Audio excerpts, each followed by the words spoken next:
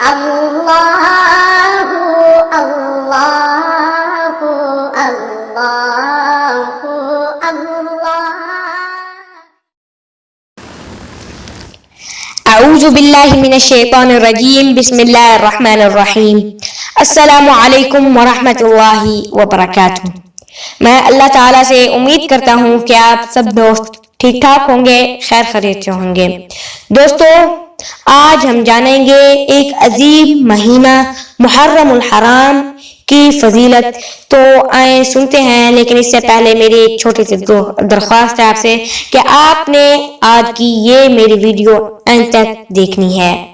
تو آئیں سنتے ہیں۔ محرم اسلامی تقویم کا پہلا مہینہ ہے، اسے محرم الحرام بھی کہتے ہیں۔ اسلام سے پہلے بھی اس مہینے کو انتہائی قابل احترام سمجھا جاتا تھا۔ اسلام نے یہ احترام جاری رکھا۔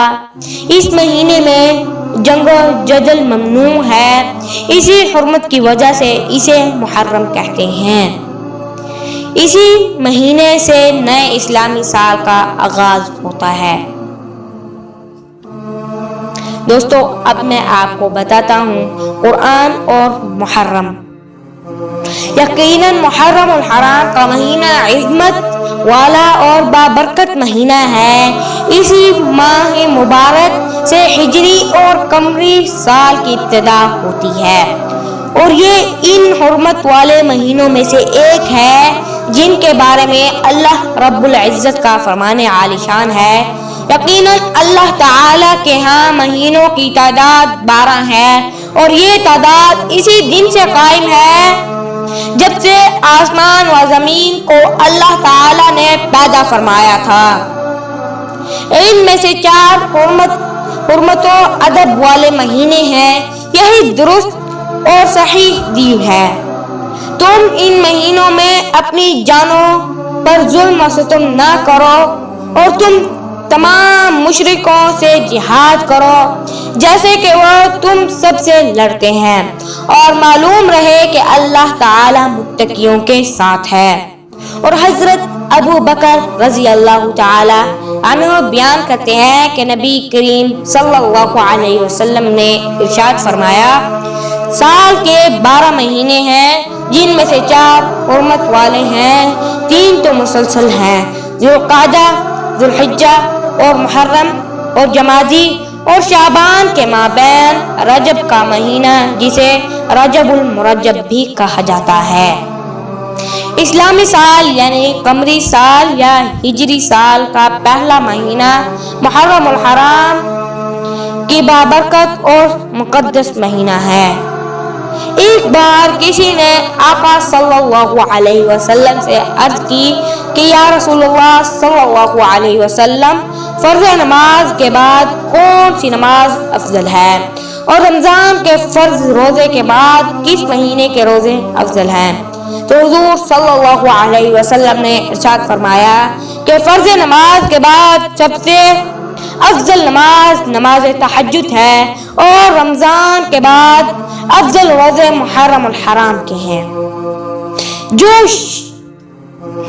اور محرم کو محرم اسی لیے بھی کہا جاتا ہے کہ یہ حرمت والا مہینہ ہے، اور اس کی حرمت کی تاکید کے لیے اسے محرم کا نام دیا گیا ہے۔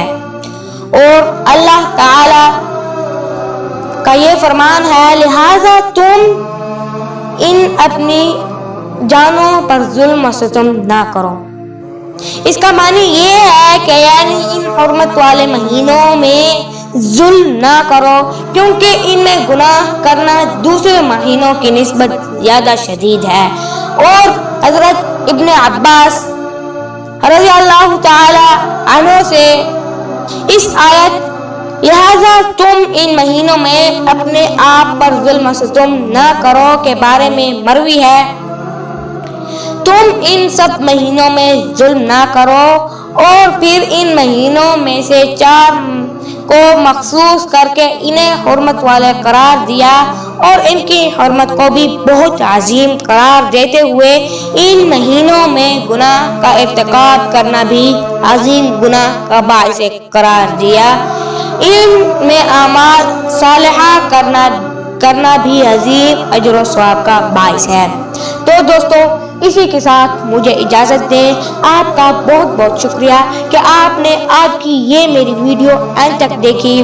دوستو اگر آپ نے میرا یوٹیوب چینل ہماری دنیا ولاگ سبسکرائب نہیں کیا تو پلیز اسے سبسکرائب کر دیں اور بیل آئیکن کو بھی دبا دیں، اور ہاں جاتے جاتے میری اس ویڈیو کو لائک بھی کر دینا۔